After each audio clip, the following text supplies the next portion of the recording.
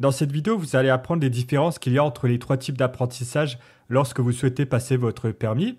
Alors tout d'abord, vous avez la conduite accompagnée. On appelle ça AAC pour l'apprentissage anticipé de la conduite. Donc ça combine à la fois la formation en auto-école et aussi une longue période de conduite avec un accompagnateur, souvent un parent. Pourquoi? Parce que comme vous le savez sans doute, c'est une conduite qui commence tôt à partir de 15 ans pour débuter. La formation, donc il faut quand même avoir le code et avoir effectué au moins 20 heures de conduite en auto-école. Et ensuite, l'élève peut utiliser, peut avoir un accompagnateur comme son parent, comme un proche, etc. Il y a quand même des conditions. Il faut parcourir minimum 3000 km sur au moins un an, donc sous la supervision d'un accompagnateur, et avoir 2 rendez-vous pédagogiques avec un moniteur en auto-école. Et donc, grâce à cette formation, ça va vous permettre, lorsque vous obtiendrez votre permis, d'avoir seulement une période probatoire de 2 ans. Et donc, ça permet aussi d'avoir un meilleur taux de réussite à l'examen dans la mesure où vous allez beaucoup pratiquer au niveau de la conduite. Et aussi, chose à savoir, ça va vous permettre aussi d'accéder à des assurances moins chères pour les jeunes conducteurs, vu que vous avez, on va dire, engrangé de l'expérience de conduite.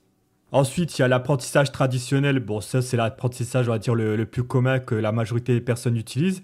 Donc, c'est la plus classique. L'élève suit simplement sa formation dans une auto-école avec un moniteur professionnel. Donc, il faut savoir que cette formation est maintenant accessible dès 17 ans, alors qu'à l'époque, c'était 18 ans, avec, bon, forcément, un passage du code et aussi un examen pratique. Donc, il faut savoir que pour la période de formation, ça va dépendre de votre formule, c'est-à-dire, il vous faudra au moins 20 heures de conduite si vous faites la boîte manuelle et 13 heures de conduite en boîte auto. Mais ça va dépendre de votre niveau. La majorité du temps, c'est quand même un peu plus. Au niveau de la période probatoire, là, par contre, vous aurez 3 ans de période probatoire, contrairement à la conduite accompagnée. Et c'est la voie la plus rapide, on va dire, pour obtenir son code et son permis. Donc, si on est confiant, on peut avoir son permis rapidement, contrairement à la conduite accompagnée. Mais encore une fois, la conduite accompagnée, il y a plus de taux de réussite.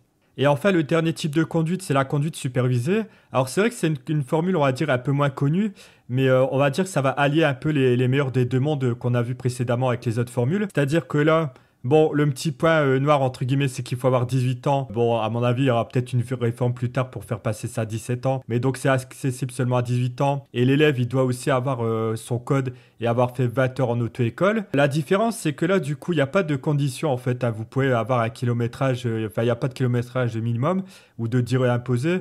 Une fois que vous avez fait vos 20 heures en auto-école, vous allez faire comme en conduite accompagnée, en fait, avoir un accompagnateur, par exemple, un parent, un proche, qui va vous aider, vous accompagner à faire de la conduite. Et il n'y aura pas de condition. Donc, vous allez pouvoir vous entraîner, entre guillemets, gratuitement.